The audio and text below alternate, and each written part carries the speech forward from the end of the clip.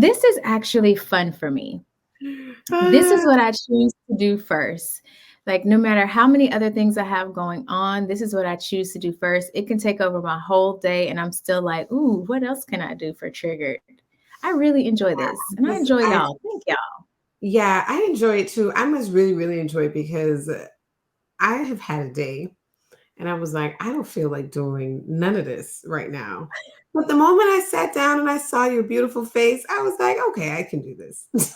Oh, I thank was like, you. all right. Like, but you want to know something? I think that the lesson is in this idea that you're gonna love every moment of chasing your dream and trying to do something. There's like this facade that's been perpetuated that, oh, like if you don't love it every moment, if you're not so passionate, then it's not for you. And I feel like it sets us up for failure because it neglects the push. Like there are days, a lot of days where even if you love something, you have to push a little. You have to Yeah, crawl and scratch and climb yeah, your way through it. So I always get that reminder for the days where it's like I don't feel like it. It's like, okay, I don't feel like it, but I'm doing it anyways. And that is yeah. like, a little pat on my back to just be like, okay, but you pushed through that day. And I'm always happy I did, but let's not negate or go around the push that is necessary to accomplish your goals. It's not going to always feel good. It really, really is not. And that's actually some of the piece that we're talking about today, when things don't feel good and how you need to operate, even if and when it does not feel good. And we Yeah. are going to hop right on in because y'all already know, here for a good time, not a long time. You're going to hear us say that all the time because I think for me, it's important that we understand that we need to redeem the time. Like, time is literally moving so quickly that Mhm. if we're not being intentional with our time, we lose so much. So, hopping right on in. So, today's quote, Danny, do you want to say it or do you want me to go ahead and drop it on the peoples? You can go ahead and drop it. You can drop the quote of the day. This is a good All one. right, we're going to drop the quote of the day. So, the quote of the day is: shame hates it when we reach out and tell our story. It hates having words wrapped around it. It Mm, cannot survive being shared. Shame loves secrecy. And that one is by Brene Brown. Whew. mm. That's so real, right? Doesn't that like it's just like when you were reading that, I like felt it in my stomach, like, oh, that's so true. Like when you feel in your gut, like, Yes. oh, that's so true. Yeah. It says shame is, and if you're familiar with Brene Brown's work, that's like what she does. She studies shame. She Mhm. quantifies it, she qualifies it, she does all the things. She's literally a shame scientist. And Yeah. I just love her work, and I'm so moved by the conversations that she has around shame because it's something that we all experience. There isn't a Yes. human on earth that does not experience shame. Mhm. So it's one of those things I think if we use it and use that kind of like familiarity to connect, it can be such a beautiful thing. And she usually talks about using shame to facilitate vulnerability. And it's just, that's a great quote. I love it. Yeah. What I like most about it is and it's also too, especially if you are coming from a background where there has been some pain and some hurt, and the adults in your life are doing things that would not, did not, and could never position you to be happy, whole adults without the immense and intense services of therapists, coaches, All and the all of things. that. Like, if let's say listen, if they didn't protect you, if there was abuse of any kind, there is a lot of internalized shame around that, feeling like you did something to deserve it, or you weren't good enough, or you just couldn't get right. And then that internalized shame can sometimes then turn into self-harming behaviors and self-sabotage. You get to where you feel as though you are worthless, so then now your value then now decreases because of these very real, experiences and circumstances that happen to you that may or may not have been your fault, but you've internalized them as they are. So you feel deep shame around what that is, what that means for you, what you did as a result of it. And so what I started to do very, very young, and by young, I mean like 2021, I started telling my truth, no matter who it hurt, no matter who was uncomfortable with it. I started telling my truth of what my experience was. And I had gotten into trouble and I had done some things that I was embarrassed about. Like when I turned 18, like I got arrested for stealing. Mind you, I sat on the board in my hometown. And so when I got arrested and the cops brought me in, they were like, "Oh, are you coming for a tour, Alicia?" Because I had done some tours of the jail because I had sat on the board in the county. And the cop was like, "No, we're arresting her." And they looked at me like, "Oh my God." Telling that story, it used to bring me such deep shame. And so I finally was like, you know what? No, nobody will ever be able to use anything I've ever done against me without my permission to do so. So I started telling the story. My boyfriend at the time taught me how to steal. I grew up impoverished. I was tired of wearing clothes that didn't fit or clothes that had holes in them or not having enough panties. And so he taught me how to steal them so I would never go without. Is it right? No, it wasn't right. Was it what I did at the time because it was what I felt I had to do? Yeah. Will I do it again? I pray I never have to. I feel like you should never say never, but at this stage in the game, no. There's no need to steal at this stage because there are things that I can do. I can use my mind to make money. Like there are things I can ask a friend. Like we can figure it out. But at that time, I really did feel as though I had no alternative. I didn't understand. And then allowing myself to work through the shame of it all, of what will people think if they find out? If they think that I'm still the same person that I was at 18 and I am now at 37, okay, sure.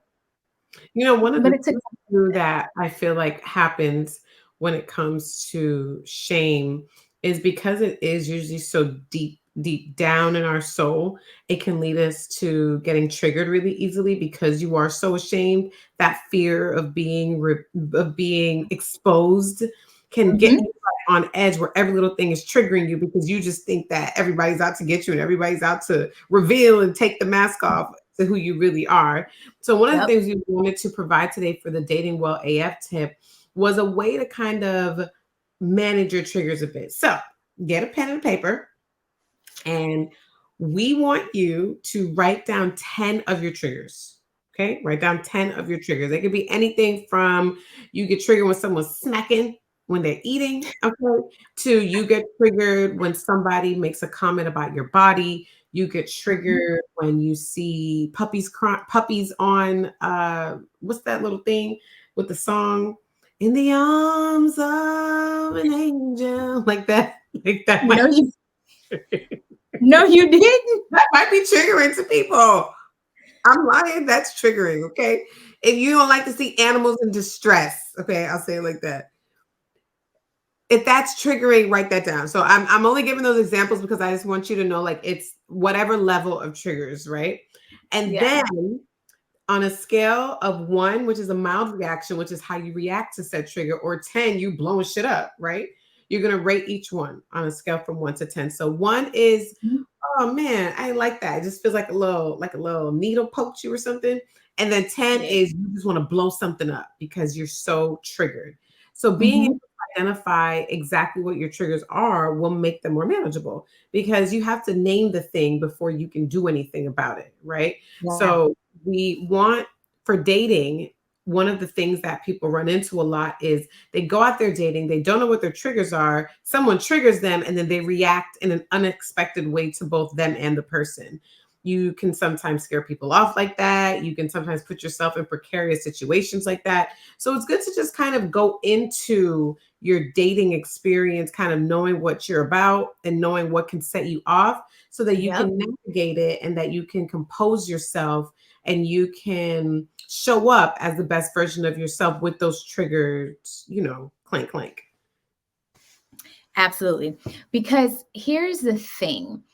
The reason you want to get clear on where particular triggers are on the scale is because once you get over a 6, and this is where this is where it get real good. Once you get over a 6, you are now getting into territory where can kind of get you arrested.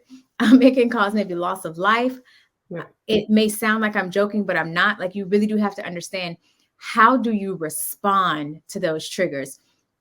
So any of those triggers that are a 6 and above, next to them, I really want you to identify and write out, what is my response to these triggers?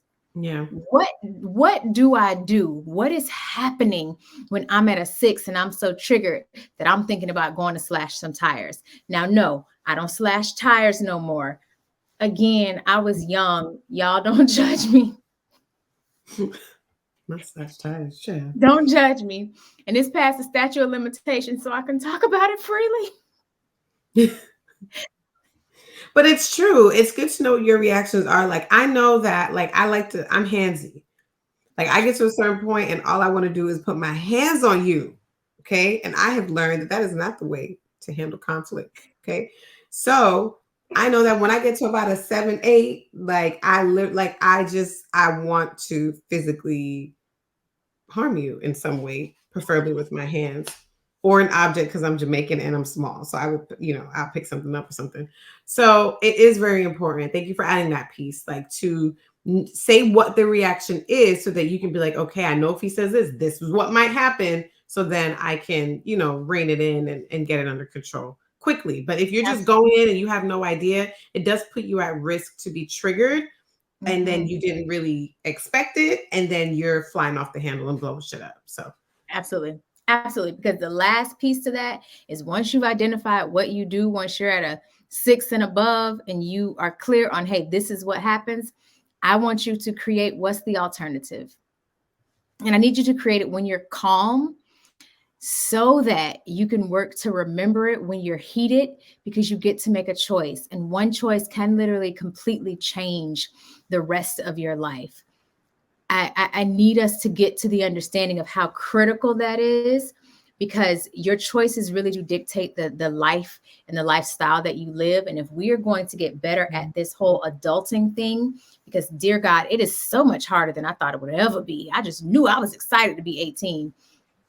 If we're going to get better at this, and if we're going to create lives that we're not so traumatized in, we're going to have to do things a little differently. So to sum it up in a bow, number 1, take 10 of your triggers. Take 10 of your triggers, write them down. You can write it on a piece of paper, a notepad, or whatever you want it to be. Take 10, write them down. Next to each one, rate them from 1 to 10. For all those that are 6 and up, I want you to write what your response is to said trigger. And the last piece is I want you to create a different response, only to the ones that are 6 and up. Create an alternative response that will, A, get you out of the situation, and B, help you make a better choice. Okay. Y'all got it? I hope so. Now, we told y'all we like to talk a little tea, okay? Just a little tea. However, what we do when we talk our pop culture tea, it is always from the lens of, okay, now, yes, we've identified the action. Now, how do we heal, or what is the trauma that has been displayed in that? Our pop culture piece this week is unfortunately about a young woman who she did not realize what her actions were for her triggers too, which is why this is such an important topic for this particular week. There was a woman in Atlanta who apparently she did a job, allegedly, with a young male partner, and he apparently did not pay her for said alleged job. And in retaliation, she decided to put his Navy Federal debit card on the interwebs. Actually, it was on X, formerly Twitter. She put his information on there, his card number, his address, so that when they use the card, it'll go through, because they got that good zip code. Apparently, maybe his date of birth. All the identifying information that you need to be able to pay a bill, buy some Christmas gifts, pay a mortgage. And people took that information and actually started paying bills and spending money and doing all the things. And now my good sis, and no, I don't know her, but now our good sis is being investigated by the Federal Bureau of Investigations and the Atlanta Police Department. Now, y'all, at some point, not only will we have to take accountability for our actions, but at some point, we are going to have to not be so triggered by our romantic partners that we're not putting ourselves in positions where we got to go to jail. Jail? I wonder why she didn't just take the debit card information and pay herself. I think It was because bigger so than what that. She wanted to like really like get him. How do we know that apparently, this young man didn't deserve it? Like maybe she was getting him for all the women before her and all the women after her. Like sometimes I feel like I don't want to wait on the Lord or the universe to get revenge. Like I don't want to wait on karma. Karma sometimes just be taking her sweet time. Sometimes the karma don't be coming this lifetime. Sometimes you want to see the karma, you want to feel the karma, you want to smell the karma for yourself. And I don't know. I just don't think we have the whole story. I feel like we need more details. We need more people because ma'am, is she wrong? We don't know what he did to deserve that. ma'am, ma'am, I'm just this saying. ain't about him. Whether or not he is wrong, see, this is how women get arrested and go to jail and be end up on snapped. Whether or not he is wrong is immaterial. Do you or Ooh, don't you want to is wear it? orange every Is it day? though? Do Is it? do you or don't you want to wear orange every day and be surrounded by women who are menstruating because all y'all cycles have synced up? Do you or don't you? I mean, obviously there are consequences to the action. I'm just kidding. Like, that's not okay. All right. Disclaimer: you should not do that to anybody, no matter what they did to you. That's not okay.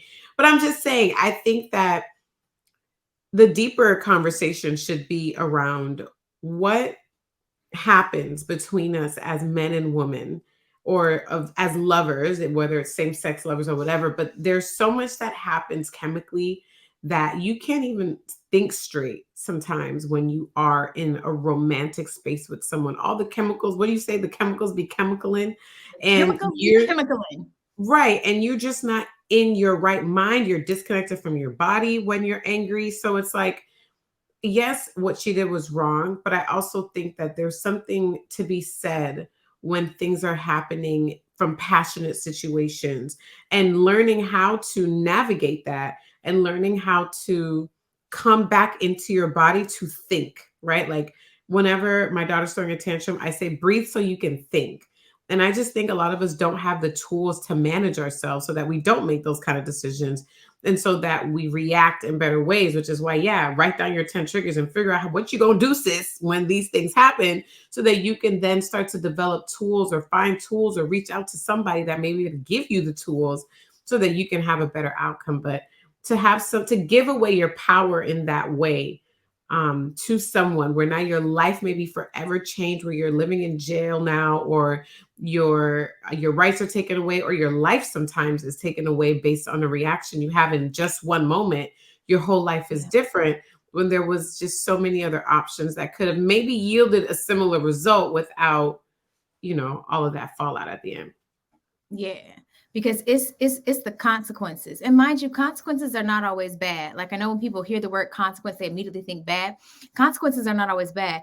A consequence to your action could be because I decided not to dox him and post all his information online. The consequence is I am not being investigated by the FBI and the Atlanta PD. I mean, that's a damn good consequence for me. Yeah, like maybe if she just took it for herself and swipety swiped. I mean, Well, no, because then that's fraud. So but then maybe you just got a slap on the wrist is what I'm saying. I'm just saying that there's levels. Okay. Maybe it would have been a misdemeanor. Maybe it would have been, the higher the amount is the higher. Yeah, then it turns from the amount is what determines from misdemeanor to felony. So yeah. my good sis could have just maybe played a little smart and be like, okay, I'm gonna get this little slap on the wrist. They gave my record expunged. Like you gotta breathe so you can think. Okay, this is all I'm saying. If you must get revenge, let's be a little more strategic. You And know? also, okay, that's Elsa, her lower self speaking. Just kidding. And Man, Alicia some is of these men deserve that shit. Okay. We don't know what that young lady went through. y'all. For those of you who are listening to the beginning of this conversation, clearly Danny has some things that she's going to work through in her therapy sessions after this. And also, as women, it is really, really important that we learn to figure out what our triggers are so that we can identify and create alternatives to how we would normally respond. Figure out your triggers, identify what your traditional response is, right? Like when I got scorned by an ex, my response was to go and slash his tires. I now know through years of therapy and thousands of dollars that that is not okay. Why did you make me laugh? It's It's not true. That's okay. not okay. That is not okay. And if you're wondering, oh, wait, no, I didn't help him find the tires, but that's okay. I did apologize and I did do things to rectify the situation. And thankfully, he was not very litigious or very inclined to call the popo. So he did not try and put me under the jail for destruction of property that was not mine. And also, everyone is not so lucky. Y'all, we're making it light, but it is not a light situation. You really will need to identify your triggers, figure out how you normally respond, and then create some alternatives that you will actually implement when things get crazy. Like whenever someone pisses me off to the point to where I too want to throw hands, because if you've heard any of my story, fighting is what I used to love to do. Now what I do is I literally will physically remove myself because I know I will snap, crackle, pop. And we don't need to be snap, crackle, popping at this level because I cannot continue to up level and soar and grow and do all the things if I'm still fighting. Like we're past that. And I need us all to figure out how we overcome what our traditional response would be to our triggers. We do so by being super clear about what they are, who we are, and how we normally respond, and then creating alternative methods for that. And if all else fails, breathe so you can think. Breathe so you can think. And on that note, now to the episode. Bye. Listen, I see you with your fly supply. Yes. Always, Shout out always, to always, Reggie. always home, always repping. Listen, shout out to Reggie and the guys over at Fly Supply. Listen, if y'all have not gone over there, go ahead and get you some stuff. It's Christmas time. They are some really, really dope, like four dope African American men. The business has been around over 10 years at this point. I mean, some really, really good dudes doing some amazing things in terms of fashion and retail. And it's just beautiful. So make sure y'all head on over there. And no, Yeah. that is unsponsored. That is just, they are some really, really dope Yes, dudes. plug. Yes, free plug. I'll take it. But yeah, I'm feeling really good. How are you feeling? I am feeling hopeful. I'm feeling hopeful. Okay, Yeah. that's really good, especially in these times, during these times, right? It's hard to feel hopeful. I often feel helpless in these times. So I'm happy that you're feeling hopeful. That's amazing. Yeah, I'm feeling hopeful because I have decided that no matter what happens, if it is not my time, I will make it through whatever the experience is. And if I can anchor myself into what I want my reality to be, regardless of what is happening externally, then I'll be able to harness and anchor myself in peace and in joy. And so hopefulness is what I'm feeling. Hello. And Love it. Here for it. listen, and you know what? So this particular conversation is one that I am, when I say so excited about, primarily because Danny and I, we are firm believers in telling ourselves the truth. But what we have come to realize is most people don't really like to do that. That's a little bit of a challenge for them. And I was talking with our guest today, who is, y'all are going to love him. Not only is Shaun Derik a storyteller, he is also a speaker for The Dreamer, and he is Internet Jesus. When I tell you, we about to have us a good time doing what I love the most, which is talking about our demons, the darker sides of ourselves, and also how those feelings can make us feel inadequate and how it affects us in every aspect and part of our lives. So we ain't gonna even keep y'all guessing for too much longer. So Shaun Derik, welcome to the stage. How are you? What's good, everybody? Thanks so much for having me. Yes, welcome, welcome. Okay, I just want to dive right in because we're here for a good time, not a long time. And I just know that you have a wealth of goodness to give us. So we just want to make sure that we can get as much in a short space of time. We want to go ahead and initiate you into the Triggered AF podcast family by asking you a question that we ask to all of our wonderful guests. Outside of all the titles and the accolades and everything that you have going on, who do you say that you are? Mm. So I go by here. I go by a title Gift. People call me Gift here. It was a nickname that was given to me to remind me to serve, right, and kind of Mm. remember what I've been blessed with, right. And so when someone calls me Gift, it automatically remembers, oh, you know what, you're something special. Not only that, but you have something special to give. So that's and only a few people know that, in my area. But when I'm called that, you do what I'm saying? Like, like there Yeah. used to be a whole process by which someone named you, right? It Yeah. wasn't like Shatara's cute. Let's name her Shatara. They'd be like, "What's the name?" It's, "Oh no, just we put the mother father's name, just put them together." Like there was no, you know what I'm saying? But your name used to tell a Yes. story. It used to tell a story, Yes. right? And Yes. Yes. also, depending on tribally, like in like where you lived, um, you got your name later on in life after Yes. completing some sort of quest, and you came back, and then you were named. Like that was a big thing, Yep. And it was a Um, ceremony. Like it was a part of our culture. right, right. So it's like it's like you can do your own ritual later on, right? Yeah. And so one thing is I dropped my last name a long time ago. Mhm. And we'll get into that in a little bit. And I wanted to sort of reinvent myself, right? Mhm. I want to have my own ceremony of sorts. And so at this age, a couple years ago, being named Gift, when I hear that, and people, if you just tell somebody a gift, they smile when they say it, right? Yeah. Like I just Um, did. I smiled big. I was like, oh my God, I uh, got a gift for somebody. Yeah. Yes. Yeah, yeah. So that's name title. That's something that makes me feel warm every time I say it and every time I hear it. Yeah. Ooh. Ooh, I love it. And also too, it makes you remember because it is very, very easy for us to forget who we are and how we are called to serve. So your name, which is why it is so very important, reminding yourself every single time you forget, like, no, I'm a gift.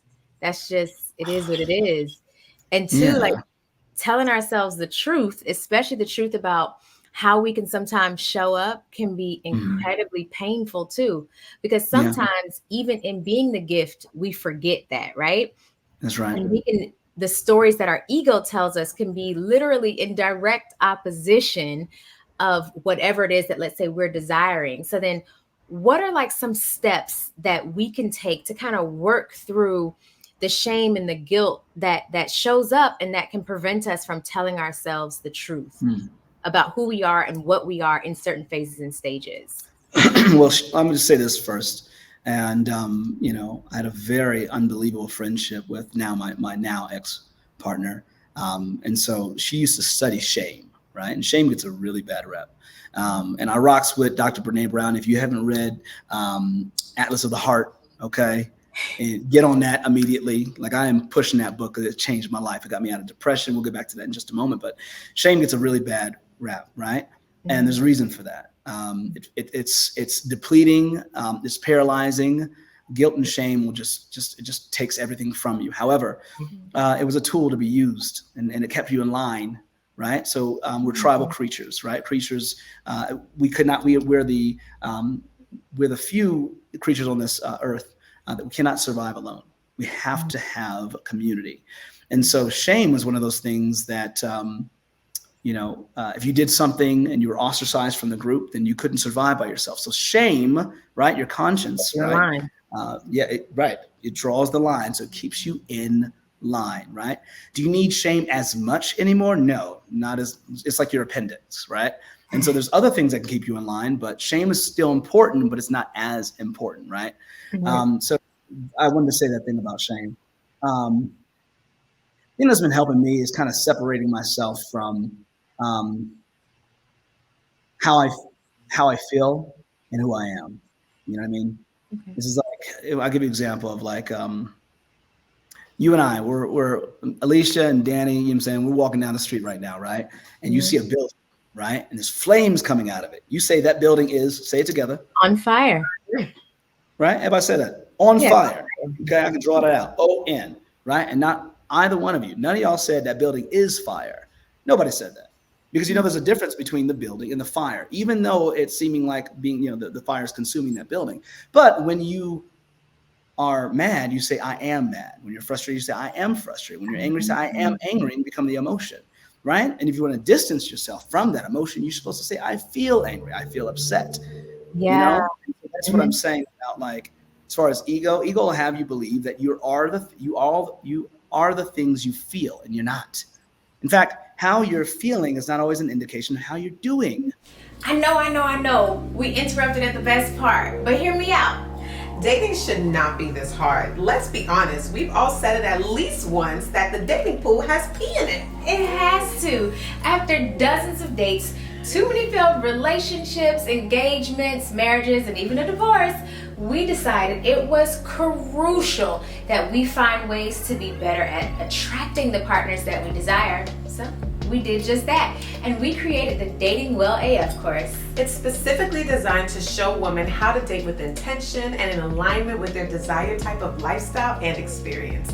The 5-module crash course developed by certified coaches Alicia and Danny provides practical tools to date well and live even better. So I want you to register now for lifetime access to the Dating Well AF course at datingwellaf.com. You will tap all the way in to learn how to identify those self-sabotaging behaviors, discover new ways to date intentionally, and to nurture that healthy love. Remember, one of the most important life decisions you will ever make is who you decide to make your partner. Make the choice well and visit datingwellaf.com. Now, back to the episode. You dig what I'm saying? Yeah. So you have to separate that. Supposedly that your emotions are supposed to last 21 to 90 seconds long.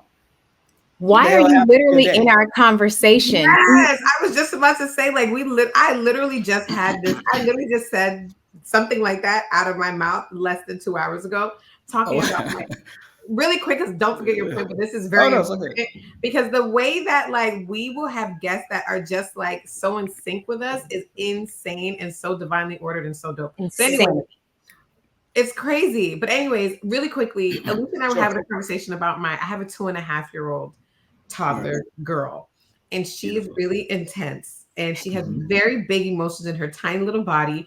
And I know that she is a mirror for me, right? So when I'm really frustrated, it's kind of what helps keep me from like snapping or overreacting. It's like, okay, what am I learning from you in this moment?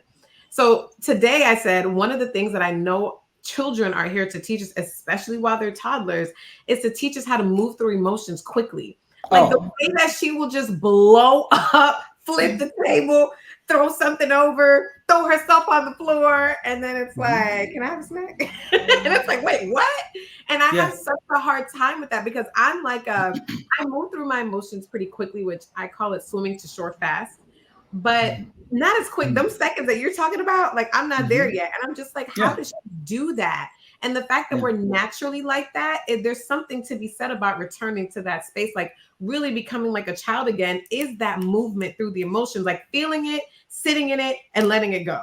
So yeah, I just wanted to say that we literally that's first of all, shout out to all the dope moms out there, because you know what I mean? Like I'm fascinated, all right, and inspired and always encouraged when I see people doing it like y'all doing it. So big shout out to y'all straight up and down. But I also want to say, you know, your daughter, and this is me not being a parent, but working with young people around the world as a part of what I do for a career. You know, your daughter hasn't collected as many stories as you and I have. So her meaning-making machine, right, isn't as, let's just say, clogged for purposes of explaining this, right? And so, for example, right, if you're talking about symbolism, Um, I've dated around, and I've dated someone who was Muslim, right? I've dated someone who was from West Asia, so there was no reason to celebrate Christmas. I dated someone who was Jehovah's Witness before. Like, I've dated all these people, and so when they see a Christmas tree, it doesn't do what it does to me.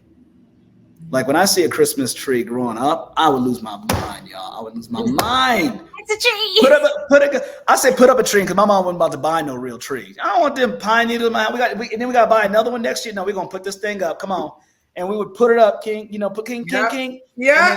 Sit right. And then turn the lights on. And then we had this little music box. And me and my sister would lay under the tree, right? And we lay straight up and see through. And we would sing Christmas songs, like Christmas carols, right? The entire time. So leading up to 24th, which is like this big, like the countdown to Christmas Eve, which is everything. Every time I see a Christmas tree, I'm reminded of all of that. That is the story that I have. Yeah. Symbolism is the tree, but it might not mean that to you if you don't have the same story. So by the time we become an adult, right? And your podcast called Trigger the Spot. Yeah. You triggered, right? Yeah. Right. That's symbolism. When you see it, it means something different to me. So, for example, and I'm going to skip around for a second. One of the 7 questions, and I'm not going to give all of them because y'all going to have to get my book one day. Hello. Is, when me and my lady are getting into it, right? One of the questions that changed my life forever that I came up with after doing a lot of, there's a book called Panic Free. Of course, there's Atlas of the Heart. I can name a few. Atomic Habits is one of my favorite books. I'll get into this, but all is a combination. I'll tell you why. As I came up with this question, because I realized it wasn't what, Tony Robbins, is not what happens to you in life, it's what you decide it means, right? So if you can mitigate that with the type of questions you ask, right? So you don't just say, what'd I do wrong, right? Because the assumption is, motherfucker, you know what you did wrong.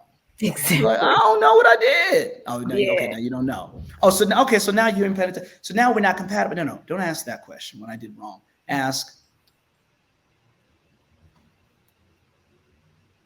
when I said that to you, or what did that mean when I said that to you? What did that mean when I did that? What did it mean when I didn't come home on time?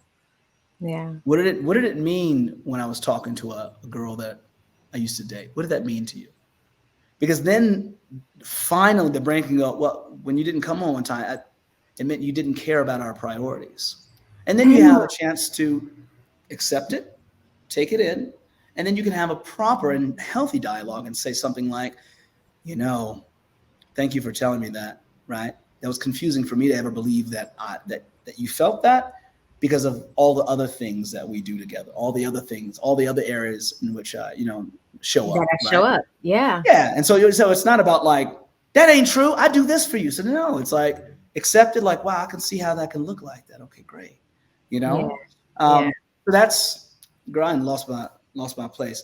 But as no, you're right. On target. You are. Yeah, no, that's the answer. Like, what are the steps that people can take to start kind of naming those things? Because if you're asking the right questions, then your relationships, of course, can help kind of lead you to some of those answers for sure. Yeah. And then also too, telling us to stop saying I am mad. Instead, it's I'm feeling really frustrated.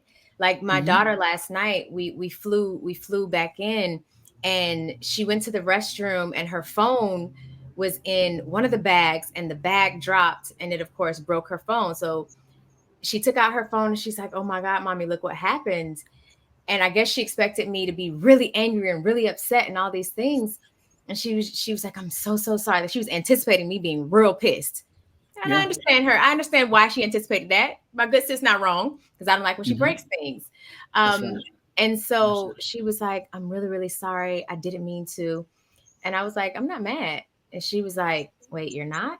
I was like, no, I'm not feeling upset with you. I was like, unfortunately, you now don't have a phone, but you still have an iPad. When we're ready, we can get you another one. She's like, well, we can always too just fix the screen. And it's like telling her and walking through, because she even asked, she's like, well, why aren't you upset? And I was like, well, did you mean to do it? Did you mean to break it? Yeah. Like, was it something that you meant to do? She's like, yeah. She's like, but I'm feeling really sad. And I was just like, dang, I'm pretty sure she didn't process the fact that she didn't say, I am sad. But with you now saying like, hey, you are not your feelings. It is just something that is coursing through you that you are experiencing in this moment. And I realized like, yo, she literally just did that last night. She's like, I'm feeling sad. She's like, because I like my phone. She's like, it even cut me when I was trying to talk on it. She's like, I don't like that. That's so, first of all, you're so dope. See, I love how fast we're evolving, you know, because our parents, they didn't have the same access as we have. You dig what I'm saying? Right. So and big shout out to our parents because they had the type of emotions that they needed in that time to survive.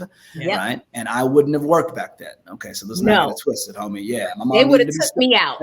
Yeah. Oh, yeah. That's why, I mean, like, yeah, they would have taken me. Yeah. They would have taken me out for sure, you know, but, you know, just her being up, like we just said, like to be able to separate the, because we think, you know, and to identify, it means literally to take ownership of. I don't see a difference between me and the thing, you know? And so, for example, like, you know, entrepreneurs that, you know, me and Alicia, we have the same friends, you know? So I see my friends killing a game, you know, we got multimillionaire, murdering the game. It's ridiculous, right? First thing you got to learn once you start blowing up, right, is you got to be careful all the things you buy because you want to really buy, right? But then you start to collect things, right? And you don't realize that you don't have things, things have you. Yep. Because you start to now identify with what you have, with who you are. Wrong thing, right? We, oh God, I can buy this $5,000 bag, you know? It's like, you could do that. You could do that, you know, or you can carry a paper bag and put $5,000 in it. But hey, we ain't going to talk about that. That's a completely different thing. And then you're like, okay, I can't fly on a flight unless it's first class, right? And if you do, you're like, I don't want nobody to see me. Like you start to become the things that you're creating, right, around you. And it's like, you're not those things, right? And if you have those things, a lot of times they have you. It's the same with our emotions. Being able to separate that, you know how like your friends go through that little thing, you know? Yeah. Because I've been there too. I'm like, I'm balling. Y'all, I'm rich. Y'all can't tell me shit, you know? Don't tell me nothing. Then you hit a dip. I'm like, I can't come outside. I ain't got that. Why are you all in my business? Wait. I want to go a little deeper with this. What about when it's beyond emotions and now it's your actions or things that you have done in your past? Like a lot of times when people are in those spaces of not telling themselves the truth, it's a lot of times they're carrying shame and guilt from things that they did in the past. Like maybe they used to steal. Maybe it was a man who abused his ex-wife. Maybe it was a father who was abusive to his children. And he's so riddled with that guilt. I don't know if any of you've ever had this conversation, but have you ever tried to like tell your parents something that they did to you as a child and they just like have no recollection? Like my mom has amnesia. Like she just gets like selective amnesia. She has no recollection of ages 0 to 7. She don't know. Well, let's talk about that. Now I'm gonna ask you. Yeah. Because I literally just talked to my therapist about this today. Yo. Right? If you got to have an answer, how do you actually process shame? Tell me. How do I process shame? I constantly tell myself that you did not know. You did the best you could with what you had at the time.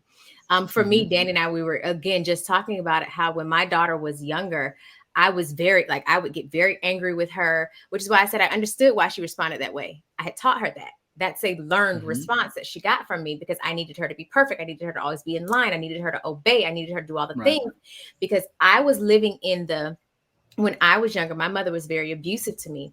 Don't get me wrong. I love my mother. We've had the conversation. She's apologized, but that lady used to knock the fire and the brimstone out of me on a consistent basis, from choked up to the ceiling to slammed. Like, lady was violent.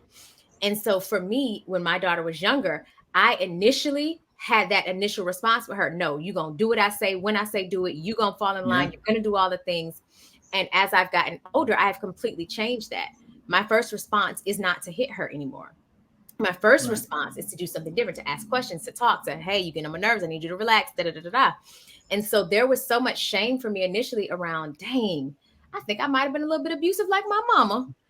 And I felt so bad. And so with my therapist was just like, were you trying to hurt her?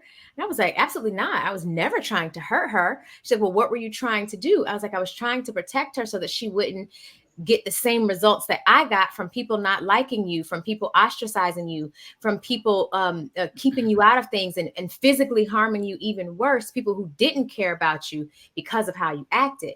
And she's like, well, I need you to first understand the why behind what you were doing, and then let's deal with that. And so that helps me to work through my shame. Even with my poor decision making that I used to make with men, it was okay, why? That's how I process it. By asking myself why. Yeah, I ask myself the questions. Yeah. So watch this, okay? Biblical reference, right? Forgive them, Father, like because for they know not what they Do. Maya Angelou says, when you know better, you Do better. So we all know that, right? But if you don't have the tools and distinctions, you have a therapist, you're not going on retreats, you're not, you know what I'm saying, going under and you know what I'm saying, you're somewhere in the jungle. Like you don't have, our parents don't have that access, you know what I'm saying? So we got to understand that part. And we were like, she don't want to listen. I'm sorry. Are you telling me with your therapeutic ass, you just came from therapy? Your mom ain't got better help. She ain't doing it, No. And so you're right. So the point is though, the point then is that they don't have the type of access. They don't have the type of access. It's the same thing. It's the same divide that goes on within our country. We're promised equal opportunity, but denied equal access. Your parents have the same thing too. And so now you are the generation that is able to benefit. We have our own privileges, benefit from all of the struggles. They got you into better schools. They worked harder so you didn't have to. They were doing manual labor so we could sit in front of our computers and make this podcast. You know what I'm saying? And and then we have a moment to make our mouth and squint our eyes and be like, she ain't changing. Like, sit your privileged ass down and let mama, right, know that there's resources, right? And until she gets that, you got to be mad. You have to be very patient. My family, I talk about this with my lady all the time. My family, right? I moved from Columbus, Ohio to New York City. Okay. 18 years ago, right? So you moved to New York City, and in New York City, New York City is yes, it's very capitalistic, but it's also it's an artistic, polychronic, so it's very fast moving. Yeah. It's got some Eurocentric, but it's a melting pot. So you're being taught all these lessons. It's a bubble, right? So I can't go from New York City and Columbus, Ohio, and expect to be like, y'all get it together. It's like, yo, homie, like the way that I love my queer community, I could never do that back home. You couldn't have that. You dig what I'm saying? And I was always the one, I took ballet. So I was always having to defend myself and always fighting. I'm like, you gotta do that in New York City. It's a completely different thing. There's an acceptance of people, of other, because there's nothing but other. You dig what I'm saying? So when I come back to Columbus, Ohio, I can't expect that they had an education that I had. You dig what I mean? No more than I came back from medical school, and you don't know medical jargon or terms. Like that is what we're up against when we're talking to people who have not done the work we do. And now we're going to get into relationships, right? It's like, you shouldn't be unequally yoked. Right. Well, I don't be like quoting the Bible like that, but I'll say this, right? Yeah. Right. And you know what I'm saying? The reason why I said that is because, yes, the text is old, but the processes need to be updated, right? It's like, okay, so what does that actually mean?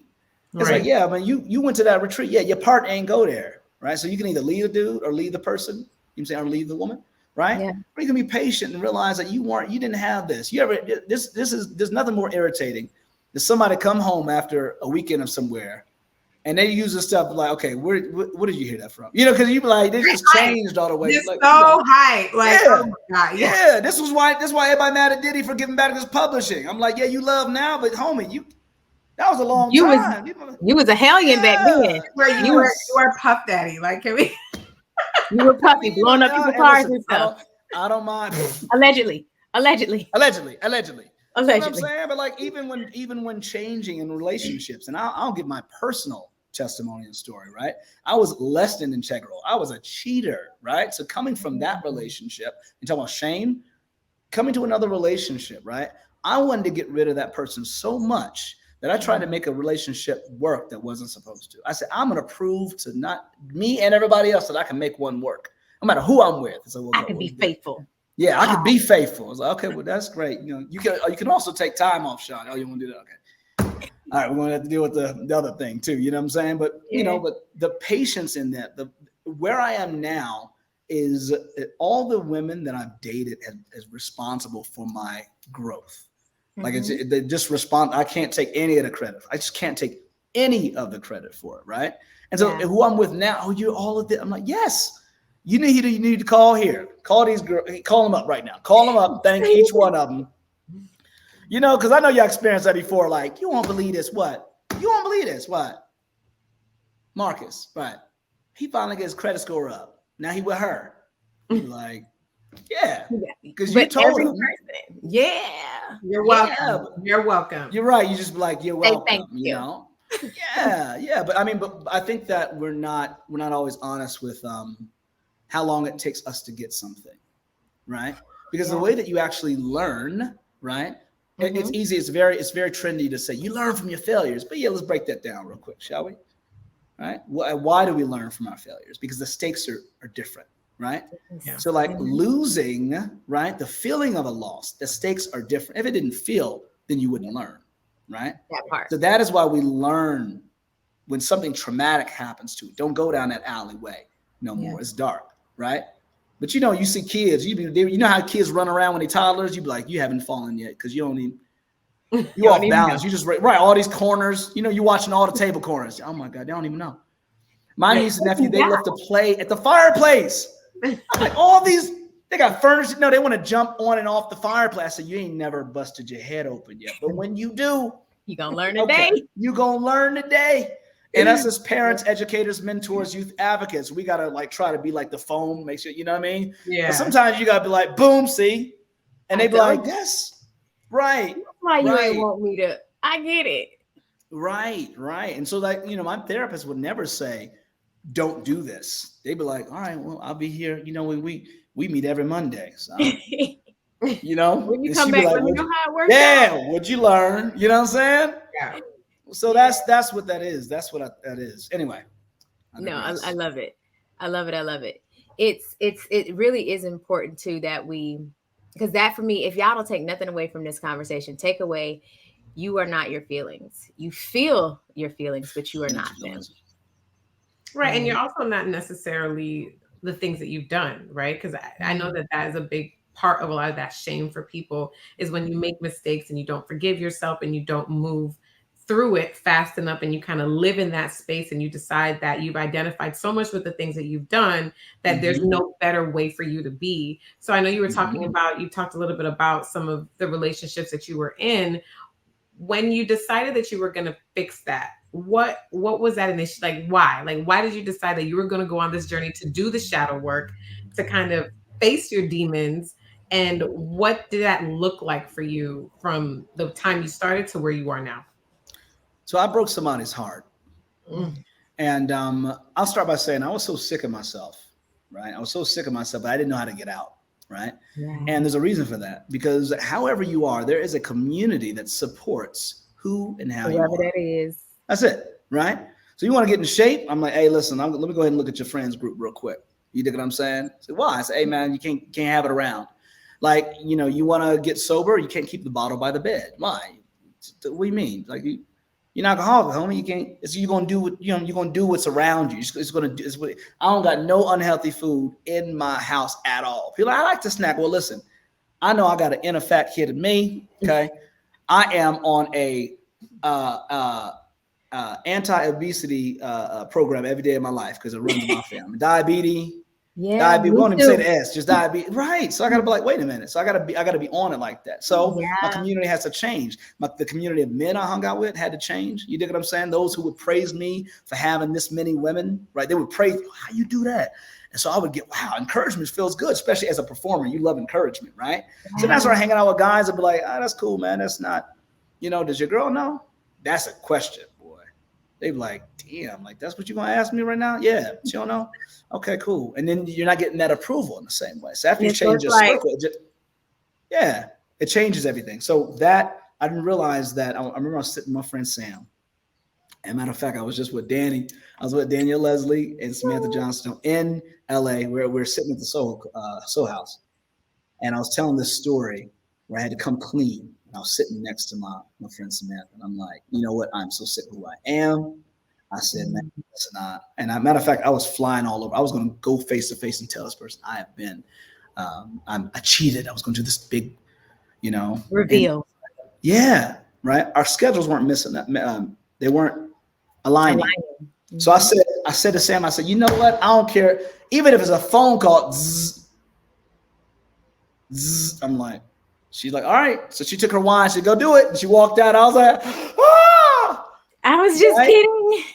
Oh my God. And I had to tell this woman, Yeah. I had never recovered from that moment, right? Of not just hearing her heartbreak, but facing myself. Because when you tell someone, it's you're looking at yourself for the first time and going, "Fuck, that's me." Well, yeah. If you hide it, you don't have to deal with yourself, right? Because people are a reflection, right? Just like friendship and relationships are a mirror. That is the reflection. So when people really know who you are, they can have the real reaction, and that's the reaction you should be having. By the way, is you did what? Yeah. You did what? Ain't this person that take care of you, put up with all your, and this is how you, okay. This how you do And it? then, right. So now you understand. So when people tell me situations and I say, hey, listen, I can't break that social contract with myself. Yeah. Really? I said, no. I'll never get over that. I'll never get over it. I can't. But it requires you to be accountable though. Like facing yourself requires radical accountability where for sure. To have to listen to her heartbreak, you ain't have to see her face to hear how broken her heart was. No, and you know what? And that's why I talk about learning though. Now that was a true lesson now. It wasn't even what I lost per se. It wasn't like, okay, the relationship's over. Like I knew that was gonna be that. But I was like, that's what it feels like. Well, yeah. Yeah. And this is why we have sense perceptors, right? Be it physical or internal, right? It's like stove is hot. That's hot. You ain't gonna worry about it, right? You know how that is. When you burn yourself, I got burnt. These are marks. These are the scars. These are the scars, right? Yeah. And so those are important. So I can think back, right?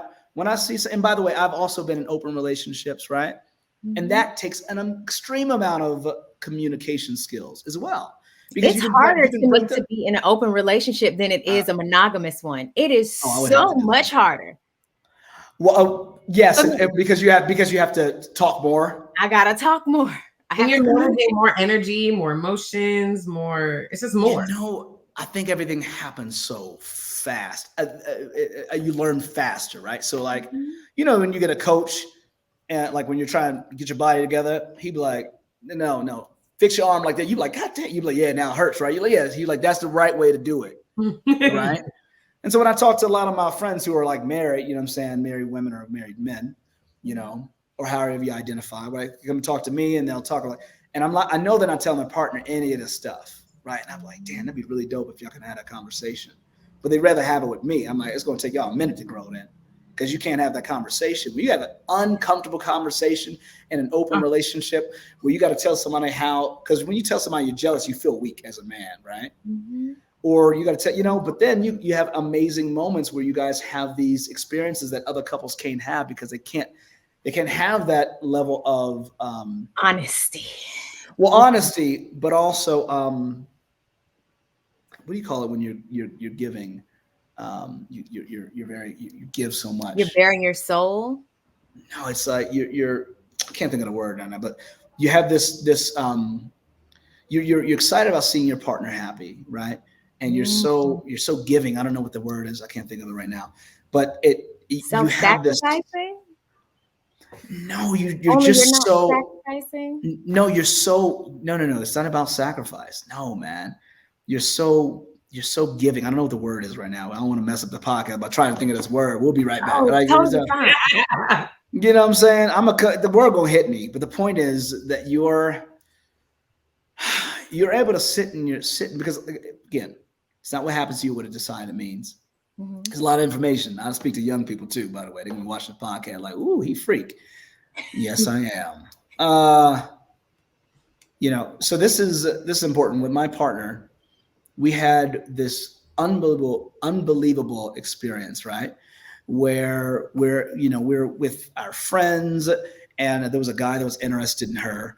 And I'm actually making out with this woman on the other side, right? This is a minute ago. And by the way, I am in a monogamous relationship right now. That's important to the story because we'll talk about all that in just a moment. And so I'm like making out with this person, right? So I'm just like in heaven. I'm like, juke. Kid in a And candy. I look over, and it's just a hand on her leg. And I go, You came out she of your look like, moment completely. oh yeah. You gonna have to just give me. And she looks at me, she says, are you okay? I said, I don't know. She wouldn't leave. I said, let's get the hell out of here. Let's go ahead and go, Then I had to sit with myself, what does that mean? What did it mean to you when that happened? And I can say, I'm like, I've never had to deal with this. Well, yeah. It's like we don't have to deal with ourselves on that level, Yeah. And that's what I wish everyone would try. I don't say you have to keep one, but everyone should try and open, right? With an evolved being, right? But anyone that you try this with, you're going to learn things about yourself, right? Yeah. It's not, there's no sudden death. I'm like, it's like getting in an ice bath, right? For the first time. If you've not done it, I strongly recommend it, right? You can do 3 minutes, 4 minutes, 5 minutes. The most you can do is 6 minutes, right? I'm the 6 minute fool. I'm a 6 minute. You can do longer than that, girl. You can do longer than that. Now, speaking of ego, my ego kept me in because there was a whole bunch of people around. I was like, I can't see, like they can't see you crack, homie. Just be there, right? So what happens when you get in an ice bath is you feel like you're going into panic, which is why you do breathing exercises before, because you have to show your body, hey, you ain't dying. You'll be all right. Because the first thing happens is your blood leaves your phalanges, like your fingers and your toes, right? And it goes to your, like this organ, right? Your heart, it goes to your head. It goes to the organs that the most important for you to protect. Meaning, like, let's just say that you do stay in there for an hour. You can lose all this. You can't lose this. No. So it starts to go into that mode, right? Yeah. When you start to, because when you first go, and you're like, man, I can do this. After the first 10 seconds, you're like, all right. It's like taking a cold shower. I do nothing, by the way, but cold. For the last 2 months, nothing but cold showers. I don't take hot showers. There's another story about that too. You just be like, all right, remind yourself who's in control. Okay. Right? And so when you look at your partner doing something less than you would appreciate, right? You're in control, not the situation. You are apart from the situation, and you're not a part of any element. And there's nothing sexier, there's nothing more attractive than a person who is in control of their emotions. There's nothing. Right? If you ask men, what do you want most of all? You think they're going to say women. They're going to say, in a relationship, peace. Every man says. I can say 1, 2, 3. Everybody say peace. Matter of fact, if I do it in a room full of 500 men, right, and just collect peace, peace, peace, peace. Yeah. That's what everybody wants, right? They want someone who's going to be solid, because men are growing as well, right? Yeah. And now we're in the age of, it's not that we just now got to women's empowerment. I'm not going to be mansplaining and talking for women. But there is a platform of empowerment that's so beautiful to watch, because it's not just women saying this is who we are. They are encouraging other women in such a way that, perhaps men don't have the same thing. Our camaraderie is a little bit different. The way that you all edify each other is so beautiful. This is why when you go to villages, if you really want to, if you want to feed a village, you give the resources to a woman, because she multiplies it. Multiplicity. Right? Yeah. And so that's what happens in a household. She multiplies, right? And so that's how you all show up for each other. And men, where historically we keep things for ourselves, right? We keep information for ourselves, right? You find something else, I ain't telling you, I'm trying to, why? Because we're competitive, right? Well, you all are communicative. You are a community. You dig? Y'all share information. You won't believe this, but let me tell you what your man did. Like, y'all are, you know what I'm saying? We hold information. Y'all, that's, so that's how we're different. I didn't want to go too off subject, because I don't even know where we are in the conversation. I'm being honest. Listen, we at a good place. We are exactly where I am loving this conversation, because it really is, it's being willing to be open enough to tell yourself the truth. And also is honoring what comes up for you. And recognizing, and you talked about it when you were saying, because the question was, what was doing your own shadow work look like? And from what I'm hearing, it was requiring radical accountability of yourself. So then how would you suggest that folks begin their own, part of the journey? Because it does require so much accountability. There is a guy, I've never heard of this. It's like this, there's a book, can't remember the name of the book, but he has this glass of water. Matter of fact, his name is Masaru Emoto. And what he does this test in water. It's also in a documentary / movies, What the Bleep Do We Know, where he does this test, and he labels the water. I hate you. You're ugly. You're despicable. Die. Right? He labels that water. He lays it, your joy to be around. I love you. Right? I'm appreciative of you. I'm grateful. He labels the water, one glass, another water, right? And then he holds it up to a proper, I don't know if it's a microscope. I don't know. Don't give me the lie. I don't know what the hell tool he used, right? But as the story goes, you see this, you can watch in the light, this water is tainted, right? It's dirty. It looks like it's like almost, it affected and infected the water. Yeah, what you said to it. Exactly. And so this episode isn't out, so I guess it's going to be out now. I've got an episode coming out about that. You know, we have an internal Siri, right?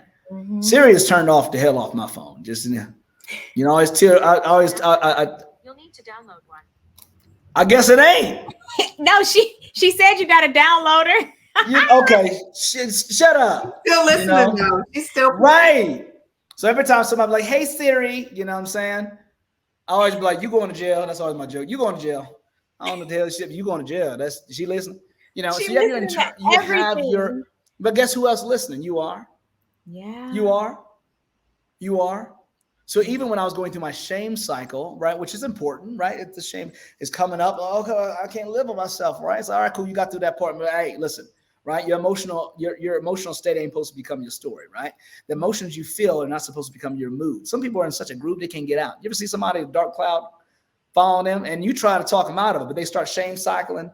They start going all the way down. You're like, you were not trying to get out of it. No, we're going to stay there, right? But it's a groove, right? Yeah. It's a groove. They need a fresh snow on their mountain to change things, right? Yeah. So, and one of the things that helps is the way that you talk to yourself. Now, I thought it was BS, right? Say this in the mirror. I'm like, who the hell am I talking to? Yeah, I love you. But who am I talking to? This is ridiculous, you know? Yeah. I ain't about to do this. Now, I know I talk to myself because sometimes when somebody's talking too loud, too much, I'll be like, when y'all going to shut up? When y'all? You know, you listen to somebody, oh, she still talks. She really think I'm listening, right? Yeah. And then you be like, let me call you back. Don't call. I ain't calling you back. When you want to call me at 6. I'm not even. I'm just trying to get off. So saying, I'm trying to get off. So I didn't think it worked, but I didn't realize that I was in such a cycle of saying negative things about myself, right?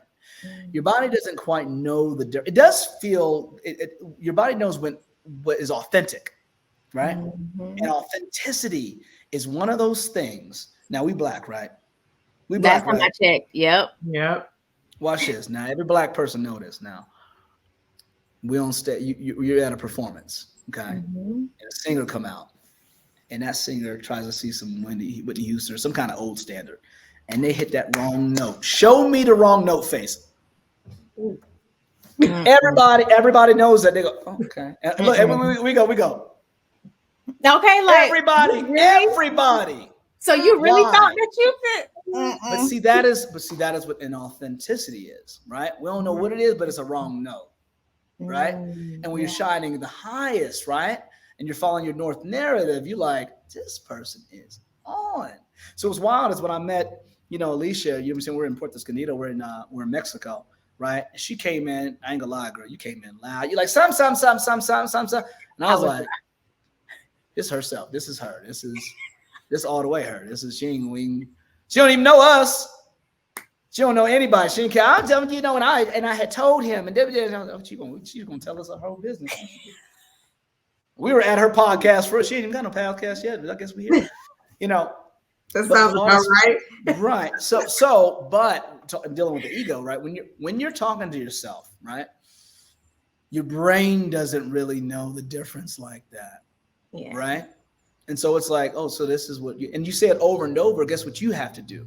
You have to follow the script.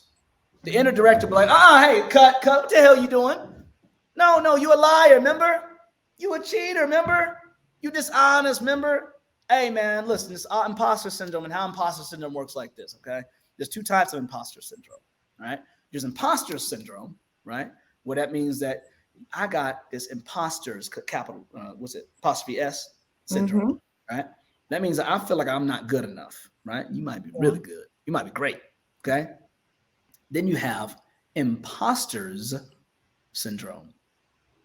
right? Imposter syndrome, imposters. What do you mean? There's a mean where you put the apostrophe. You can put it after S or before the S, right? There's some people who are imposters, and what they feel, right? I'm being a fraud. Well, stop being a fraud, right? And there's some people who are like, I'll never be good enough. Well, stop telling you that stuff, that story, right? So you got to be careful. I mean, this is how this whole thing started. This is why I'm even here, by the way. I was talking to Alicia. Remember this? She posted something, and you're on the set.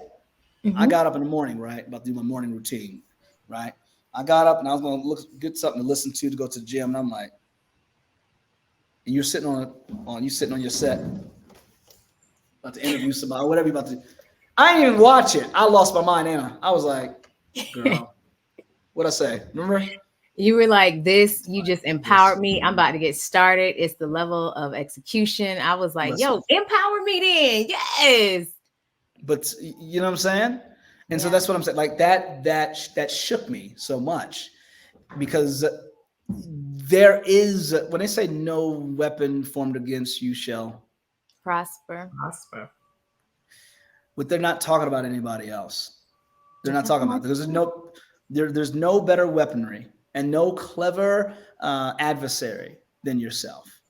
Absolutely. Right. And all the great tales, if you look at them differently, they'll change your life. When you look at the story of, the Wizard of Oz, right? If you can look at the Scarecrow, and you can look at the Lion, and you can look at the Tin Man, right? Those weren't even characters. They were all excerpts. They were all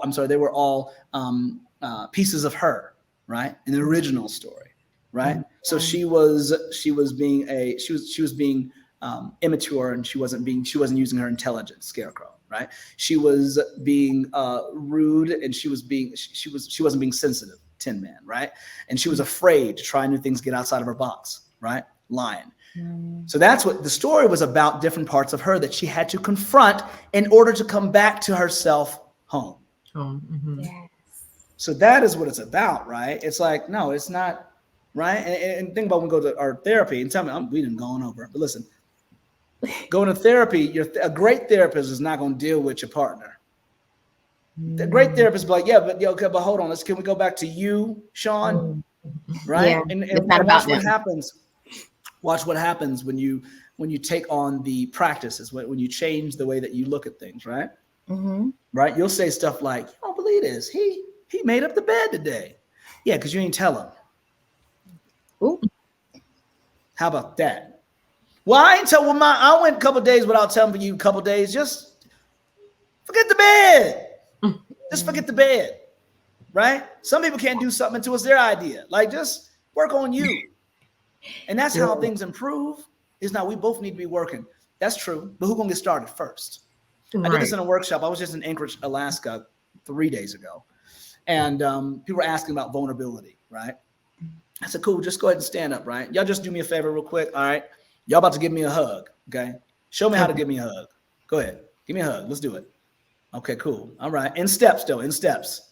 I gotta reach. Reach. Am I sitting or am I standing when you walk in? I don't know, but y'all just grab me like, am I that snatched? Y'all gotta, okay, cool. So you got your arms open. Yeah, I gotta reach for you though. Reach and arms open, right? And so what happens is, especially there was a gentleman who stood up. I think his name was Matt. And I said, hey man, in this moment when you got your arms open, we should play this game called open chest, right? In a hood, they hit you because you had open chest. You had to walk around like this. Anything can happen with your heart open, right? Yeah. But you'll never be able to get the benefits of what life has to offer you unless you open your heart first. That's the idea, right? Yeah. So everything that you want to change in your life, you have to go first. Anything you want to change in your life, you have to go first. And there's a movie called Moneyball with Brad Pitt and Jonas. I can't remember the last name. But anyway, the point is they were talking about Moneyball, and they were talking about football. Think about when you're running through a wall, the first people through the wall, are always going to get bloody. Always. Yeah. Those are all front line. Pioneers always have the best stories. So be careful what you ask for. Hey, man, God, hey, listen, man, I want this, I want that, I want this. But you want that? Okay, cool. Now I'm putting this on real quick because there's some requirements that you're going to have to do, and you're getting ready for it, right? And you want to, what in going? What did you ask for? You'd be like, the hell I asked for. That Yeah. you can have a mundane, boring life, but I think the message for me has always been like, you have to go first. I got to be the first in my family. I got to be first in my community, even my friend circle. And I'm not saying I got a whole bunch of like a deadbeat people. Right? That's not what I was saying. I was saying I was in a community who had a different approval, right? They had a different appreciation for, say, their partners, right? And a different need and sense of approval. So I was doing exactly what my circle was doing, right? Yeah. But all right, I'm gonna go ahead. And guess what? Guess what happens when you start to change? When people see the benefits of it, right? It's like old school witnessing. You weren't supposed to be like, you need to come to Jesus, right? You're supposed to change first. Your lifestyle was supposed to be testimony. You dig what I'm saying? That was supposed to be the light that people wanted to be like. You feel me? So absolutely. It's always a thing. It's always a thing when you do have to go first, or you are afraid, because sometimes the closest to us, they can literally be running like laps around us. And then it brings up all those feelings that we were talking about, like the inadequacy, the jealousy, the fear. But how are we, or what are some of the things that we can do to like maintain those relationships while we are still navigating those feelings of, hey, I'm a little bit jealous. Right, like how you did, Shaun, when you said, like, when you saw Alicia sitting there about to do that TV interview, you were like, yo, like, this is incredible. I'm so happy for you. Like, some people don't feel like that. And I know that that is not the popular, opinion, like, but you have people who love you and care about you, and in a sense, they want to see you win, but they have those other feelings deep down inside that they can't always move through to like be that best friend or be that best person, because they feel that resentment, that jealousy, that like, why not me feeling. The why not me though, right? Is, do you remember how like when you're turning, I don't know, 16, like you just thought you would never drive? What the hell? When am I gonna drive? 16 here, I got my life. When am I gonna get a car though? Where's my car? Like, where's my car though? Like, yeah. So everything is always like, it's never gonna happen, right? And so it's the level of belief, it governs everything, right? So jealousy and envy, right, which are actually pretty different. Jealousy will usually has to have somebody else involved, right? Envy can be between two people. Jealousy, read Atlas of the Heart, y'all. I'll tell you how to actually distinguish between the two. But let's just talk about envy for a second. Let's talk about envy, okay? Now, if I envy you, right, there's a underlying belief that I'll never get there. And so best thing I could do is just be like, I hate you. How about that? I don't even like you because I won't get it. And so the only thing I can exert right now is frustration and anger and even hate. Now, imagine that you believe that you're going to get there. You might say like, so someone asked me a long time ago, my bestie, Danny, I was talking about this on her podcast. When it first came out, when her Forbes article just came out, right? I think in total she did like $27 million in course sales, right? And I'm like, damn, right? I thought this would be something I should be doing, right? It was hard for me to deal with at first. Ain't nothing changed. I changed. She ain't changed. We still met up quarterly and talked about our goals, dreams, and love lives. We still all the things. She was still accessible, and I realized, I said, oh wow, so I changed everything around because all my friends were blowing up, right? I'm like, well, hold on, wait a minute. I don't see myself competing with the people who are winning. I see myself on their team. That's what changed, right? Yeah. I'm originally from Columbus, Ohio, right? And so where you from, Alicia? Sarasota, Florida. Sarasota. Danny? Kingston, Jamaica. Kingston, Jamaica. Okay, great. So I don't know what team plays in Kingston. We're going to go with Alicia. I'm sorry. We don't know. It's all good. So Alicia, y'all's team, what college team? Throw it out. Oh, I have no clue. All right, well, just team in Florida. Were you Florida? Oh, like the Marlins, the Florida Stingrays. My bad. Okay, y'all just go. Ain't nobody know about sports. Are we talking college teams? Are we trying to find? It's all good. It don't matter. The truth be told, I don't know. University of Florida football. Okay, cool. So watch this real quick. I'm going to get to the point. Right. So at a game, when your team wins, what do? You shouting, you excited. Yeah, if you are not shouting, you ain't on the winning team. You ain't down there with the ball. What the hell you shouting for? But you feel like you won. Yeah. When Alicia scores, I'm like, That's my Oh, Now, the inner critic might be like, "Hey, well, that ain't your money. That ain't your show." You gotta say, "Shut the hell up." Yes, it is. I'm on her team. We all just won. So you gotta reframe it. Right now, watch this. yes. People who win ain't gonna leave you, but you will leave them. That's usually what happens. Yes, I know. I've done it. I know, and you've done it, and Danny, you've done it. Yeah, we've all been guilty of that. Now, watch this. It doesn't have to be somebody buying a mansion or Bentley. I've had plenty of those in my life, right? People have that around me. Boats, you name it. That's, it ain't about that. It could be your friend who got married. You leave them. Friend who had a baby. You leave them. Friend got a promotion. You leave them. Friend who was on their spiritual walk. You leave them. Friend who's like, I don't really want to mess with the alcohol no more. You leave that. Look, it don't matter. Whatever area in which they're progressing or evolving, they're not going to leave you. They're not leaving. Now, here's the common thing people were saying years back, and I don't believe in this anymore. Okay. Hey, you need to separate yourself. I'm like, nah, maybe. No. All you got to do is do better. People will leave you. That's it. They will leave you. You ain't got to leave them. Promise you. Why? Yeah. And it's wild because I remember, like, I don't reach for that. There's nothing wrong with drinking. Y'all do what y'all got to do, right? I don't reach for, that's not my first thing to reach for. So I remember dating this girl, man, she didn't drink. I'm like, I don't know if I can. Damn, you don't, what? How are we going to be on the same, you don't drink? So then I'm like, all right, cool. We broke up. We don't even hang out anymore. I need my homies. So like, toast.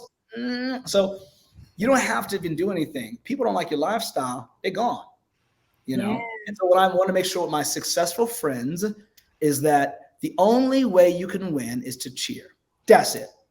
Yeah. Otherwise, you're a hater. You ain't cheer when I just scored? Oh, you must be on the other team. Yeah, who's big mad that it happened. Yeah. Yeah, man. And it's not on some 48 laws of power where it's just like keep your enemies closer and be a hater in the circle, really not happy for something. I'm talking about genuinely happy. Hey, Lisa, I got a question for you. When you got that message from me, how did you feel? Did you feel like what? I felt overjoyed. Like, oh man, it made me feel so good inside. Like, yo, like I'm making an impact. Because to me, that's the most important thing. Like, what impact does it make? And we've all had people who said, I'm happy for you. And show me the wrong note face again, church. Exactly. That's called inauthenticity. And you know that too. That's discernment. Yeah. So I was able to get to locate in my heart and in myself and in my ego, right? What was making me feel jealous of or envious, of my friends is because I didn't believe I was going to make it. I didn't believe I was going to make it. Now that I believe I'm going to make it, I'm like, oh, Lisa, girl, oh my God. Yeah, show me how you did it. What you do? Who was it? What you, girl? Help me learn. Yes. I remember one time, man, we were at some kind of penthouse party, me and Danny.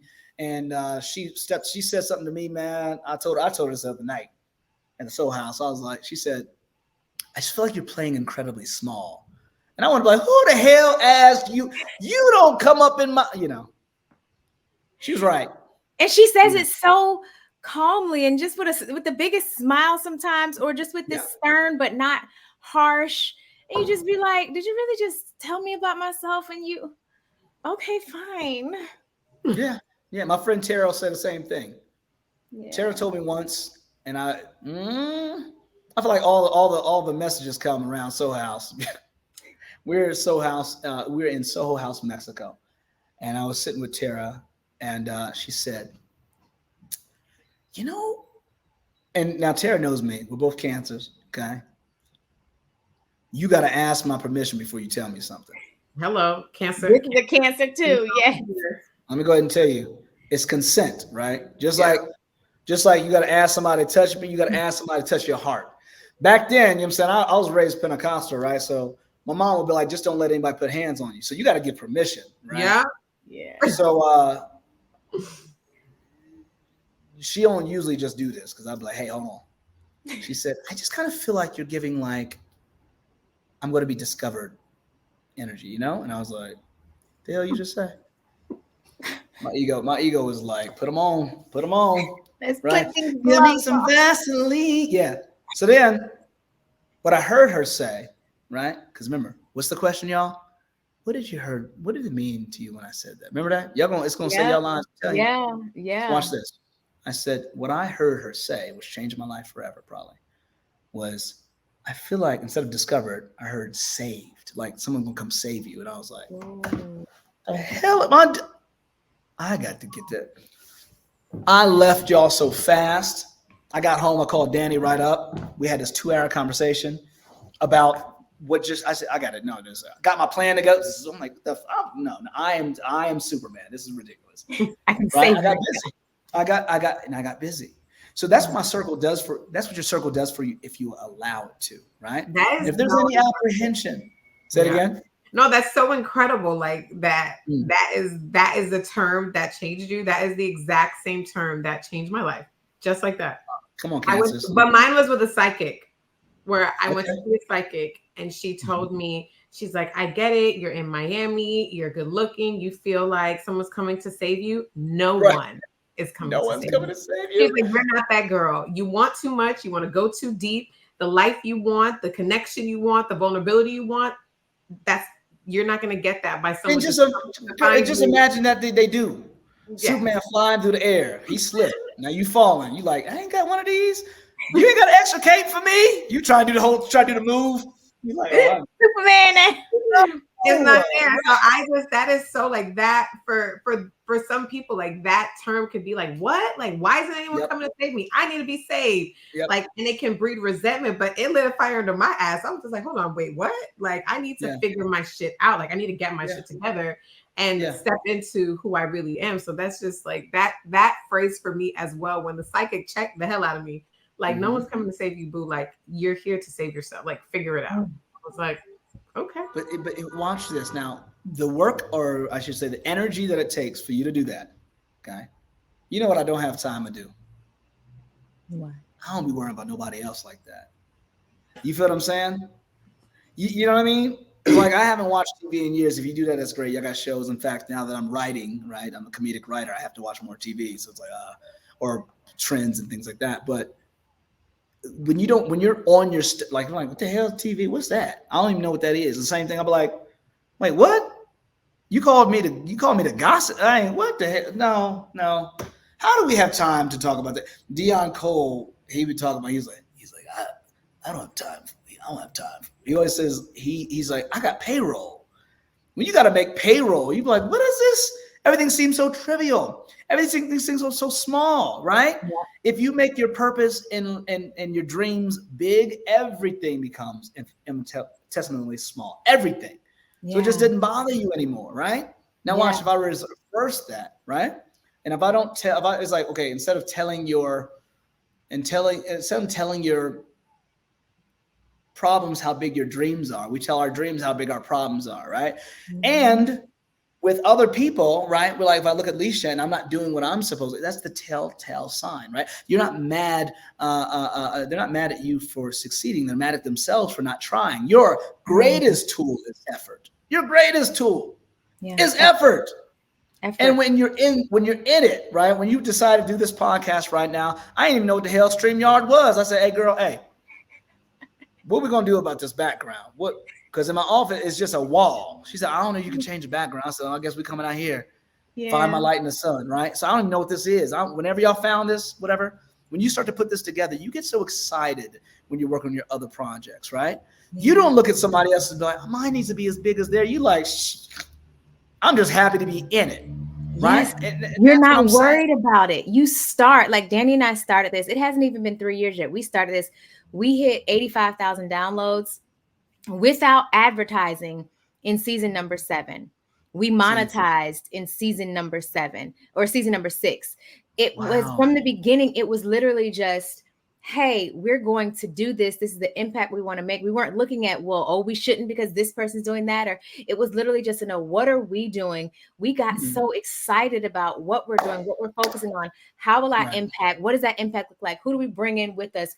Who do we you bring all the things together because you're focused. And I love what you said with you don't tell your dreams how big your problems are. You tell your problems how big your dreams are by focusing on what you want to create. Yeah, absolutely. Yeah. And really quick before we wrap up, because we just want to get this last question out because we are so over, y'all. We got to go. Okay. The ego, we talked a lot about ego. We've been talk about ego throughout the conversation. And I think especially in the last 100 years or so, the ego gets like a really bad rap, right? Like it's just like your ego's bad. You need to work hard to tame it and control it and just lock it away. Like get your ego out of here and find your highest self and do all those things. But the ego can actually help us in a lot of ways. And it seems like you seem to have an understanding of what that balance should be. So what are some ways you would say we can harness our ego and use it for good, as opposed to always trying to tame it and lock it away and feeling like we're like the victim of our ego? Thank you for that question. The very first therapy session I ever went to was a couples therapy, right? Years ago. This had to be like, oh God, 12 years ago. Oof. And I sat in therapy like this, because I'm like, I can't say nothing. I've been a dog. I can't say, So then she goes, I would love to see you see both separate. I'm like, okay. She says to me, I wouldn't say anything like that. You ain't about to. And she a sister too. I was like, oh, you ain't about to. No, you ain't about to give me. So she said something I'll never forget. She said, Shaun, not everyone is interested in being seen. And I was like, oh, she read me, right? I challenged that a little bit later in saying that, remember how we started this? I was like, it's my season to be seen, right? Yeah. The pride I walk around with now that I didn't have for a very long time, right? It's because everything I do, and I'm not perfect, no one is, but everything I do, I can be proud of. I'm like, man, it's like celebrating every win. I got up, I did my gym, I did my protein. I'm just like happy. I'm just like, I want to be seen, And I think that goes along when you see someone who, for whatever reason, life has led them to live on the street, right? And I ain't got the money. It's like, can you look them in the eye? They want to be seen. Yeah. How about your desire to be on camera or whatever, be heard. You want to be seen and heard. We all want that, right?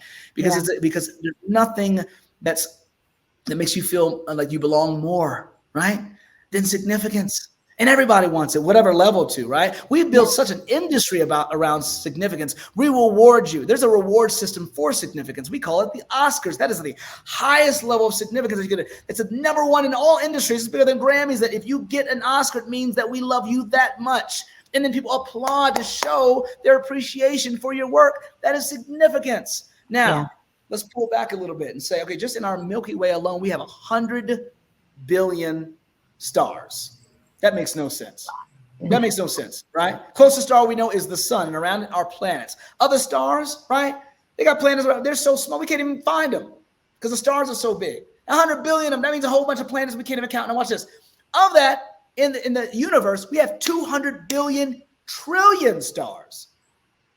We can't even count it. That's the number we just science came up with. There's 200 billion. Gotta be that. Right. I think that's what it is. Something like that. Right, gotta be that. Now watch this. Your fight for significance to make your mark here is super important. So we don't want to be like, get rid of the ego. Good luck. Good luck. Good luck. I'm not saying don't try. Good luck. Right? Yeah. Just understand that it's because you want to feel significant. Right? Mm-hmm. So when your daughters, are having a temper tantrum, right? Just like Martin Luther King says, a riot is the language of the voice of the unheard, right? It's when someone's having a tantrum, they say, do you hear me? Do you hear me? So inside we're having these eternal tantrums with ourselves. We have them all the time. And it's like, are you listening to yourself? Your ego wants to say something too. For me, my ego was, Shaun, you did not finish college, right? And so your wanting to be a speaker was to heal that part of you so that people thought you were smart. So, but what did you really want to do? I want to write for TV and I wanted to direct. Go do that. Go do that. Because that's what you really want. That's what you really want. The more you do that, everything comes easy. You don't worry as much. Now, let me tell you something. Your boy did well during the pandemic, right? I did courses. I was doing all kinds of corporate online speeches. I was nice and I was unhappy. And that the more I moved toward that, the more something was off. I felt so inauthentic. And then I got to a point, I can't say the network, but I'll say I was offered a show last August. And it wasn't until September I turned it down. It was so out of character to who I am. I said, people are going to look at me and be like, what the hell is this? All the way out of alignment. Yeah. I'm like, bruh. So just to wrap this up, the reason why I created these silly characters online, I said, I need to just put out things that I think about and not have to worry about. And then we came up with, well, I said me, came up with Internet Jesus, right? All It the was versions edgy of you. enough. It was, all the versions of me. It was like, if this guy was alive today, like, how would he be, right? And my man, he's such a revolutionary, you dig? And he's not afraid of anybody. And he represents who I want to be more like. He's just someone who's very deep, right? Who is speaking from the lens of social commentary, but can still use, satire to heal. And so that is how I got there. And every time I'm doing something online, it's not about the reels and the likes and things like that. It's more about I put my art out, right? And I know I'm affecting change. I know I'm a catalyst. And the kind of responses, but be it online or inboxes, you get bishops coming, I want to share this, but they're like, I just want to tell you, I can't share this one. My congregation ain't gonna get it, but I rocks with you, homie. I really like what you're doing, Yeah. And then it heals this thing in you that you didn't know needed to be healed. My mom wanted me to be something else. She either wanted me to be like some doctorate in something or be a pastor, right? But I didn't accept that your ministry is going to look different, Absolutely. right? Right. How are you healing people, right? When you find out what that thing is, you do it so seamlessly. Guess what? Deals are coming, y'all. I ain't allowed to talk about it. I'm gonna talk about when we push pause. But it just came, and I said, "Cool, I'm done with that chapter of my life, and I have no more worry and all the anxiety." Because where does anxiety come from? Right? When we live in the past or we live in the future, right? Anxiety versus depression, right? My favorite It's the quote fact that you literally are so far deep inside of our conversations that we had today. I literally just said today, this is backtracking what you said. I was like, Denzel doesn't watch movies. He does not watch movies. I know that. I love Like, Denzel.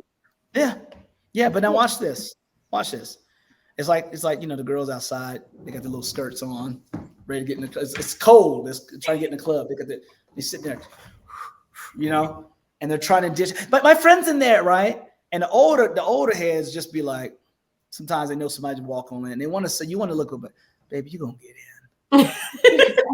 You gonna get in, and then you're gonna be in. Like you gonna get in, I don't know why you didn't bring no jacket. We used to do that too when we was in our 20s. But no, we got our big ass fur on, right? And we will be going to coat check. It's like, but so it's a patience about yourself. When you see people unhappy, you just want to say, you gonna make it, baby. You gonna make it. And there's something, you said something that I just love, and I think it's something that so many of us don't have that feeling. It's that knowing. Like you were like, I know this. I know that. That's beyond belief. Like knowing is like knowing is in your bones. Like when you know something, it just takes over every fiber of your being. And that is when you're able to kind of sit in it. And when, like you said, like, I'm all right, I'm gonna be okay. Like this is gonna work, the things are gonna come because I know.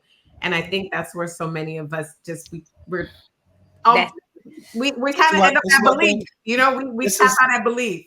Yeah, a lot of guys gonna hate that I say this, and I'm always paying for what I say about powerful women, and that's okay. I'm not afraid of any of y'all. This is why I think a lot of heteronormative cis males are afraid of women who got their own, because they don't fall apart when you do something or when you leave. They fall apart. They got a whole purpose. You dig what I'm saying? Let's just imagine, Stedman was on some BS, right? Oprah would be like, okay, that's really hurt my feelings, but wow, that's what you want. It's like your purpose is bigger than all the things, man. I don't know, man. No, we don't like the powerful women. No. You don't like someone who won't disintegrate, right? That's when they're not under you. It's like, nah, dude, they got their own, man. And I love a powerful woman. Oh my God, I love that. People say, oh, you do. You probably like a submissive. I'm like, oh hell no. Oh no, not me. Oh no. I can't have powerful phenom female friends and then have like a little like, nah, it's not gonna. That's not. I can't get along. You know what I'm saying? She can't come to the cookout. She can't. I mean, she got to be.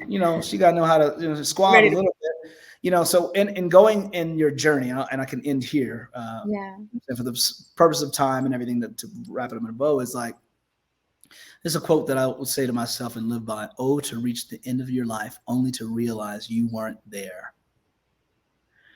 Every step that you take is important in a celebration and a blessing and something that you should be bragging about, be it to yourself, other people, because you came this far. And where you are today is something that you begged the universe for a short time ago, not even a long time ago. And every time you don't celebrate and every time you aren't grateful, right, you are slapping everyone who's been there for you, your ancestry, the things you asked for, the all great source, God, whoever you want to call this, this thing that is there, in the face, because you like, you know what? I really don't appreciate. I don't appreciate what you've given me, right? And it's like, cool, your wish is my command. You're like, I ain't got nothing. I know. My clients I would deal with who had everything, I said, keep a UB, an unexpected blessings journal by your bed, right? And it's not the same as appreciation journal.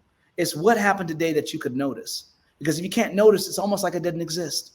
And you have all those things. So when you're in spirit of winning, you notice how dope your friend Leisha's killing it. You know what I'm saying? You want to be in. There was a time I wouldn't go in a club unless I had a membership. I'm like, hell, y'all got one of them, get me in. I don't care.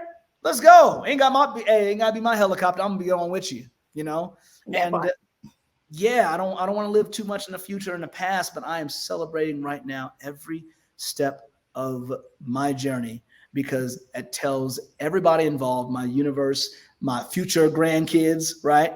Yeah. That not only am I grateful for it, but I deserve to be here. Yes. Love that. Listen, it's the deserving for me. This conversation was so good, y'all. Where can we stay connected with Internet Jesus and Shaun Derik? Where can we find them both? Find me anywhere at ShaunDerik. You can watch all my crazy antics online and participate. Appreciate that. Participate. And you can stay connected with me everywhere at Alicia Reese, ALECHIA, last name Reese, REESE. And you can stay connected with Triggered at Triggered AFPC. Make sure you are following us. And if you have not already gone to the website, go to triggeredafevents.com. We have an incredible event coming to Miami. Trust me, you want to go ahead and go and see what happenings are. You want to make sure you're there. Danny, where can we stay connected with you? You can stay connected with me at the Danny Bordeaux, DANIBOURDEAU on all the internets. And you can go to triggeredafpodcast.com just to stay up to date with us and make sure that you're staying abreast of everything that we have. We have our Dating Well AF course coming, y'all. So please, please, please stay in touch with us. You can go to Triggered AFPC on Instagram so you can DM us and keep these conversations going. Thanks for listening, y'all. Bye. Until next time. Bye.